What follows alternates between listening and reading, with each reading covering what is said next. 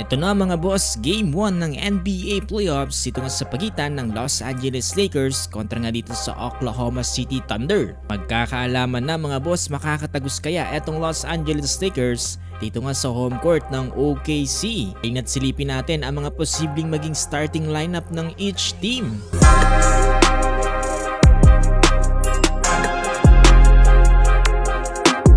So eto na mga boss, matapos nga ang mahabang pahinga at ang pag-iensayo dyan ng Los Angeles Lakers, masusubukan na nga yan dito nga sa laban nila kontra sa OKC. So unahin natin itong Los Angeles Lakers mga boss, silipin natin ang magiging starting lineup nila. Line sa report ng expected lineup ng Los Angeles Lakers ay itong sila Austin Reeves, Marcus Smart, Rui Hachimura, LeBron James at DeAndre Ayton. Up to this point mga boss, etong si Luka Doncic ay nakalist pa rin as out dito nga para sa Los Angeles Lakers. Hindi natin yan mga boss no, dahil mismong etong si Shams Charania ang nagsabi na itong si Luka Doncic missed the opening night dito nga ng LA kontra sa OKC. Pero nakikitaan naman natin mga boss ng magandang improvement etong si Luka Doncic. For the first time nga rin ay nasilay natin itong si Luka na nagkakaroon na nga ng mga shooting drills. Gandang senyalis yan dito nga para sa Los Angeles Lakers. Dahil kung hindi man game 1 ay possible game 2 ay babalik na itong si Luka Doncic. Dahil napakalaking bagay talaga ni Luka Doncic mga boss para sa Los Angeles Lakers, at lalong lalo na kapag hindi siya nakapaglaro talagang masasaktan itong purple and gold. Naman sa Oklahoma City Thunder, ito ang kanilang expected lineup. Para sa point guard, Shai Gilgeous-Alexander, shooting guard AJ Mitchell, small forward Lou Dort, power forward Chet Holmgren at center Isaiah Hartenstein. Out full at malaking posibilidad na hindi makapaglaro etong si Jalen Williams dahil nga sa kanyang injury na grade 1 left hamstring strain. Nasa week-to-week basis din etong si Jalen Williams dito nga para sa OKC.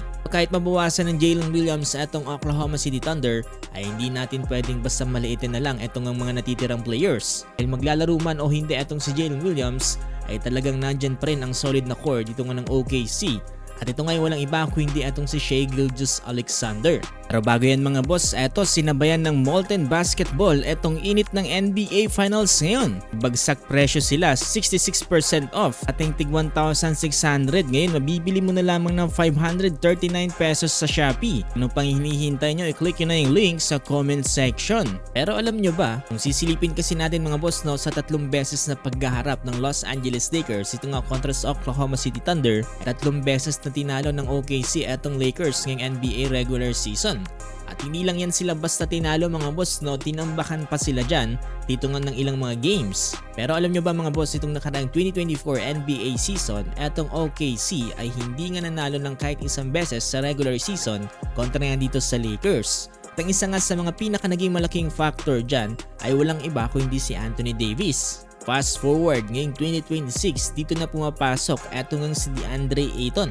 Kailangan niya na magpasikat mga boss ito nga sa magiging laban nila kontra sa OKC, nang sa gayon ay mas matulungan niya itong Los Angeles Lakers. So sana makapaglaro na rin talaga itong si Luka Doncic. Then mga boss, nakikisuyo po sana ko sa inyo na pakilike po itong ating video at pakifollow na rin po sana mga boss itong ating page dahil magiging malaking bagay na po yan para sa ating channel.